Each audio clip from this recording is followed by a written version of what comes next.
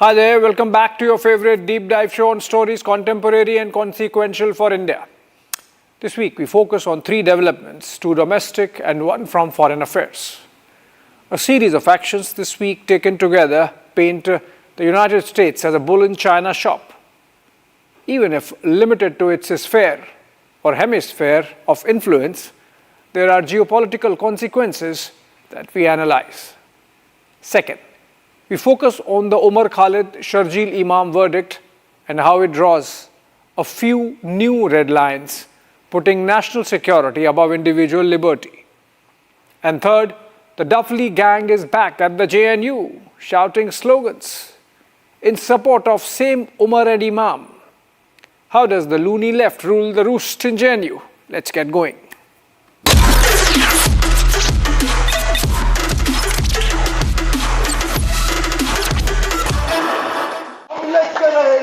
आजादी हमारी आजादी आजादी तो हम हिंदुस्तान और नॉर्थ ईस्ट को परमानेंटली कट कर सकते हैं, पर हम परमानेंटली नहीं तो कम से कम एक आध महीने के लिए तो कट कर ही सकते हैं। मतलब इतना मवाद डालो पटरियों पर, रोड पे, उनको हटाने में 1 महीना लगे।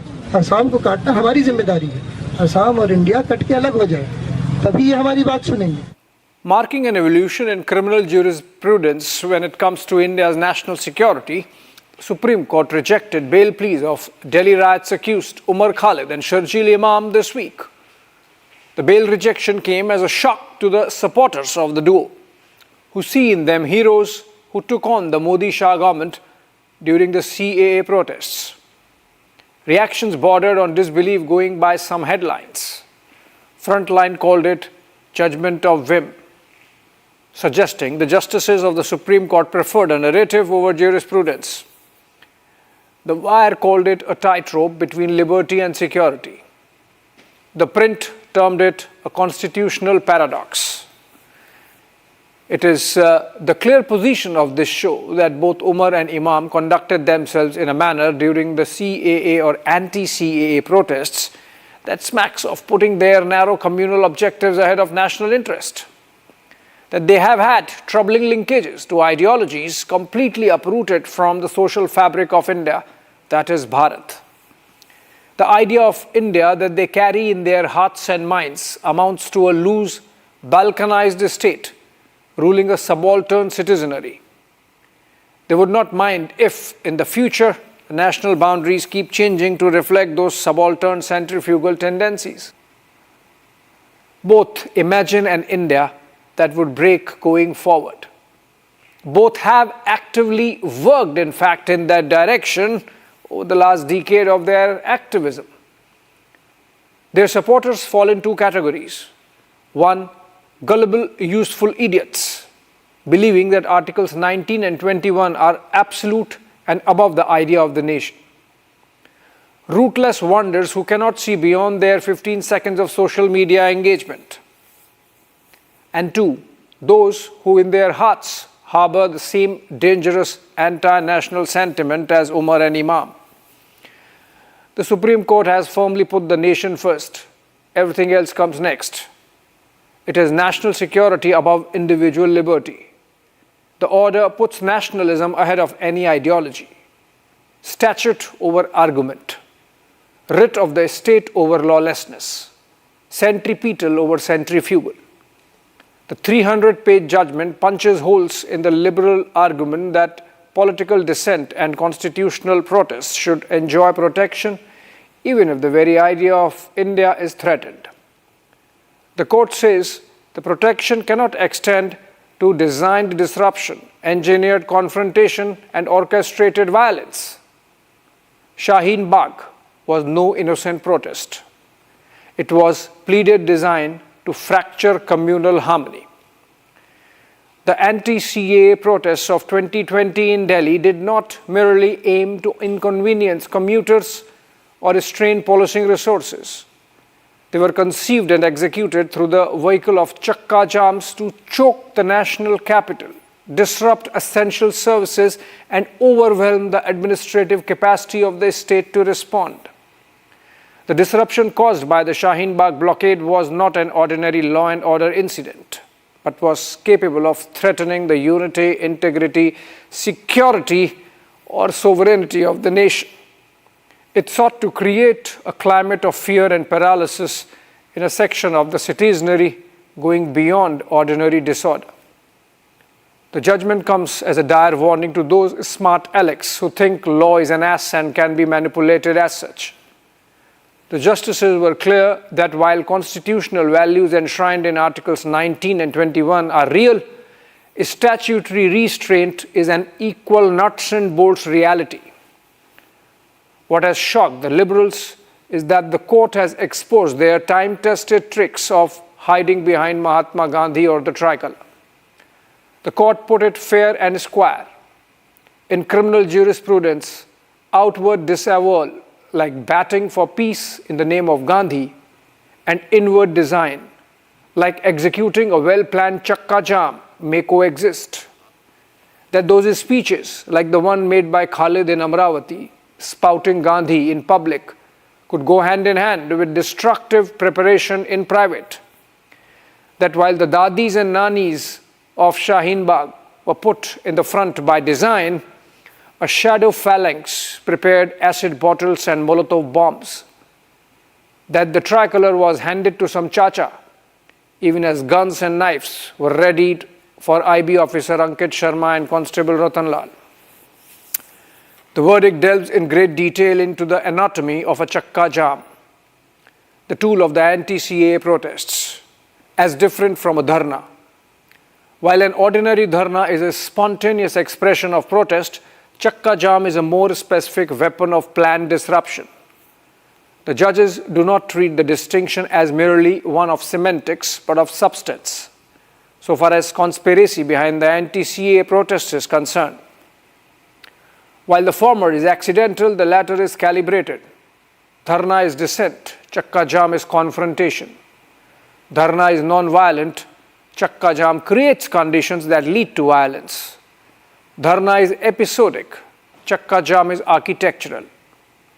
Planning, mobilization, indoctrination, intimidation, committees, use of digital platforms, setting up one protest site, replicating that to many more sites, and then from one city to another, preparation, execution, escalation. All these came together to give Delhi the riots in February 2020. On the eve of US President Donald Trump's visit to India, all this would not have happened without the bedrock of conspiracy. The court observes that in all this, Umar Khalid was not a peripheral observer, but an active organizer and coordinator who supervised the method, the timing, the linkages between the protest sites and the participants. Trust me when I say this, the US President Donald Trump was the target of the forces in terms of tarnishing the image of India in the eyes of the mercurial world leader. On February 25, I was present in the press conference by Trump at Delhi's Taj Palace Hotel. It was a big one, and something like 100 questions were thrown at Trump. Remember, this included the American press corps that travels with the president. Almost all the questions asked or hurled at Trump about India were about the Delhi riots, eliciting his comments. He dodged all of them and dismissed them as a trap question. Umar Khalid's father has recently met New York Mayor Zohran Mamdani, following which there was a well-coordinated move to influence the Supreme Court with 8 American lawmakers coming out with a letter seeking the release of Delhi riots accused. At the very least, you marvel at the resources at command of this lobby. They can travel to New York and manage to bring together such influential voices and have the temerity to think that they can influence an institution as powerful as the Supreme Court of India. The liberal lobby turned former Chief Justice of India, D.Y. Chandrachud, into an enemy because he highlighted the fact of the delay in trial purely as a product of the accused themselves seeking adjournments. You know why? They were forum shopping, as it is called in the courts, strategizing to get a favorable judge. Umar Khalid cannot be free of the taint of conspiracy if he introduced Sharjeel Imam to the students of Jamia. He is not a peace pigeon if he indeed devised the strategy of chakka jam. He is no secularism enthusiast if he intended to overthrow the present government because in his view it's a Hindu government. The first overt act attributed to Umar Khalid as per the charge sheet is an instruction he gave to Sharjeel Imam to create a WhatsApp group called Muslim Students of JNU. How is gathering his students into a grouping based on their religion an act of secularism? There are WhatsApp chats in which Sharjeel Imam is seen threatening those protesters who realize that things are going out of hand and want to put a stop to the protests. And of course, the infamous speech on the Chicken's Neck corridor. The authors of the verdict, Justices Arvind Kumar and N.V. Anjaria, have broken a new ground, held a mirror and given a big slap to that temerity. The verdict enunciates principles that shield India's march to progress from propaganda as terror tool. Anti-national ideology cannot hide behind constitutionalism. Liberty cannot masquerade as a weapon against law and order. Terrorism is not just weapons and explosives, but also acts intended to threaten the unity, integrity, security, and economic stability of the nation. That takes us to the second and connected segment. We go to JNU, where it all began.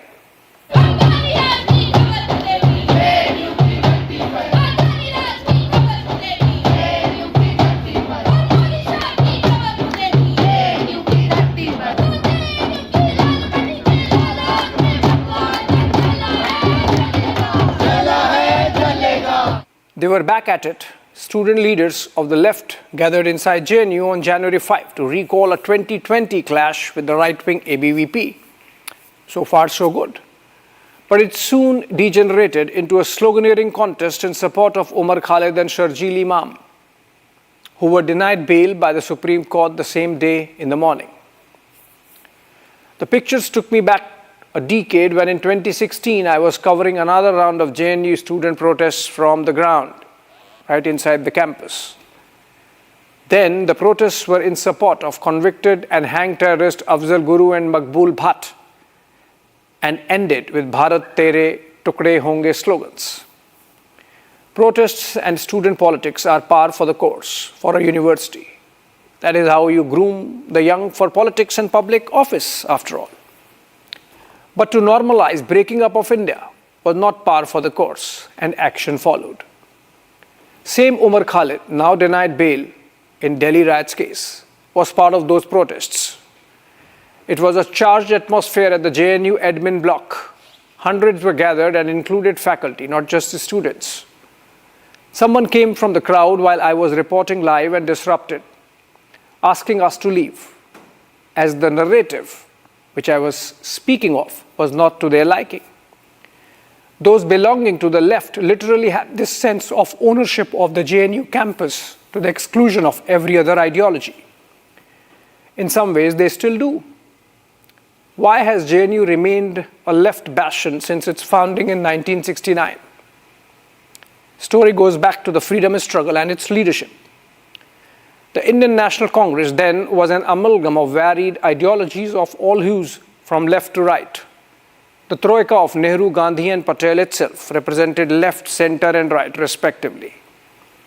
It was the kind of movement where a Lenin acolyte, M.N. Roy, could coexist with a staunch Hindu, Kanhaiyalal Munshi, as could socialist Jayaprakash Narayan and a capitalist G.D. Birla in between. But post the Meerut conspiracy case of 1935 and acceptance of the Dutt-Bradley thesis, the communist element increasingly gained prominence within the Congress.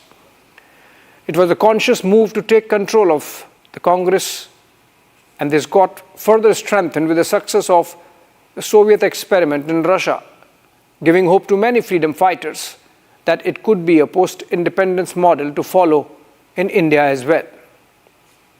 This, in turn, led to a situation where it seemed like the Congress would be completely taken over by the communists. The fear of a left takeover of the Congress and the possibility of a revolution must have been so real that even Mahatma Gandhi calibrated his views towards more radical positions on economic and class issues, for example. land would be taken over by farmers and compensation of landlords would not be fiscally possible, he would tell journalist Louis Fisher in one of the interviews. Nehru himself was left of center and an admirer of the Soviet experiment. And when he became Prime Minister in 1947, perhaps in one of his most understudied political maneuvers, made an arrangement in which, while the political power stayed with the Congress, the intellectual space through India's universities was tactically ceded to the left. By giving the campus to the left, Nehru shot many birds with a single stone. For one, with all the intellectual steam letting that a campus allows, the probability of a revolution or a left takeover of the Congress party receded into backwaters of politics. Two, the left-leaning campuses flooded all echelons of government under Nehru and across India. If the Planning Commission gave commanding heights to the state, the left-leaning foreign policy establishment made sure India found itself in the Soviet bloc in the name of non-alignment. And the larger bureaucracy that formed the steel frame, whether from St. Stephen's or Delhi School of Economics, only represented various hues of Marxism. A purge followed that left all institutions across the country bereft of any counter-ideology. Ask the likes of economist Jagdish Bhagwati, for example, why he could not flourish at D school, and it would become clear what I mean by purge. Third, and so far as politics go, the most crucial bargain for the secular Nehru was that this made sure the Hindu right would not get any toehold among the universities of the country, thus depriving them of young talent. Only a quarter century later, when emergency Shah Bano and the Ram Temple movement came together, that the right would attract masses towards it. On hindsight, it seems even the RSS saw into this. For it might not just be a coincidence that the student wing of the Sangh, ABVP, was set up in 1948, years or decades before the VHP in 1964 or the BJP itself in 1980. Set up in 1969, the Jawaharlal Nehru University imbibed those values and got co-opted by that left ecosystem. At the very least, you had to be a free thinker, if not loony left. Ask union ministers, Jaishankar and Nirmala Sitharaman, in the present government. I recall an anecdote from an IS officer friend who was at JNU in the 1980s. His students would get to attend seminars or conferences at the nearby Ashoka Hotel or in some other five-star hotels, as it happens in academia. While having the lunch, they would pocket the expensive cutlery, bring it to the campus, only to leave them at the hostel mess. It was not stealing for them. It was transfer of wealth from the rich to the poor. It was the anti-capitalism zeitgeist of the JNU campus, so to say. That left DNA has continued. Only that the tap of benign indulgence from the establishment has run dry, and the right wing has made some strides over the last decade. Remember, the first NDA government under BJP was headed by Atal Bihari Vajpayee, who for all his Sangh upbringing remained a politician of the Nehruvian mold. But the BJP and the NDA under Prime Minister Narendra Modi is a different animal altogether. Remember what Guardian wrote in May 2014, that with the victory of Modi, the British have finally left India. Given the imperatives of freedom on campus, the Modi government too has done a balancing act. While the administration has been strict on anti-national tendencies of some, by and large, the diversity of political opinion has been allowed to remain. There's a reason for a close watch. Remember, Pakistan was born on the campuses of Cambridge in the ideas of Rahmat Ali and nourished by the Aligarh school centered around the AMU, much before the Lahore Resolution. Imam and Umar tested the resolve of the present establishment, and they have been shown their place. But we need the Indian state to remain as tight-fisted and vigilant as it has been in the present case. A hard state. That's been my contention. Brook no indulgence. That's where the Umar Imam bail verdict draws a new red line. I, on my part, go to the JNU campus every year around the time of student union elections and listen to the debates and the speeches. Just to keep a finger on the pulse, I can tell you the quality of the debates is good. The youth is aware and know what they are up to. For the black sheep, the tap of indulgence has run dry. Moving to the final segment. As the president announced last night, this was the sanctioned oil that was basically just sitting in barrels, sitting on ships because of the effective quarantine of the United States of America. And the interim authorities have agreed to release that oil to the United States, so it will be arriving here at home.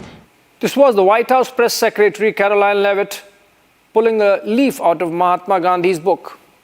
She was talking of how the United States of America would hold Venezuela's oil reserves in trusteeship and enjoy in the exact manner that Gandhi suggested. Ten tyakten bhunjita, or enjoy without possessing. I'm of course joking. This is America at its colonial best, or worst. Events of the last 1 week have exemplified a neo-colonialism under the Trump administration that has jeopardized rules-based international order, the building of which the US itself led post-World War II. We saw how Nicolas Maduro was abducted by American commandos from Caracas along with his wife. We saw oil tanker seized in the North Atlantic near Iceland. We saw how a new bill is being brought that would impose 500% tariffs on nations doing business with Russia, even as United States sells Venezuelan oil on the side. And as Putin mentioned, Russian trade with the United States has increased by 20%. We saw statements not ruling out military options to take over Greenland from Denmark. We saw the United States quitting 66 international organizations, including the India-headquartered International Solar Alliance. Half of the organizations are of the United Nations. The geopolitical import of the developments is slowly sinking in. There's this talk of reinvention of the Monroe Doctrine of the 19th century as the Monroe Doctrine under Trump. Only that Europe is not colonizing in America's backyard. If anything, Europe is struggling to find its voice and feet. I thought the events might turn out more like a spheres of influence geopolitics post the Yalta and the Potsdam conferences, with great power competition, and that seems to be intensifying, or would intensify. Capturing Maduro could become a justification for China to take down Taiwan, or for Russia to double down on Ukraine, which seems to be already happening. Does the United States really need Greenland? It has its military bases there already. It effectively owns the territory. Denmark could give more bases with a phone call. If anything, taking over Greenland by force makes US fall afoul with NATO, leaves a bad taste in Europe. Not that Trump cares. One gets a sense that the influence of the United States is increasing only in the minds of the clique of boys around Trump. For the rest of the world, it's actually diminishing. One is left wondering if there's any national interest. America falling afoul with India means US cannot count on India for anything in its Thucydides trap with China. America falling afoul with Europe. America falling afoul with Americas. America falling afoul with Canada. How does it help America grow above the rest? Like in the case of Venezuelan takeover, how is capitalism benefited? Is there clarity on the capacity of American oil companies to process and benefit from heavy and sour Venezuela crude? Russia does not need that oil, and this Venezuelan oil accounts for only 4% of the Chinese basket. So this narrative that this hits and hurts China does not hold. Ultimately, like all things Trump, this might turn out to be family and friends first, disguised as America first. Remember, the whole Pakistan pivot of the Trump administration is premised on crypto deal with World Liberty Financial that General Asim Munir handed on a platter to Trump. Art of the deal in which the United States is the loser in the long run. Thanks for watching.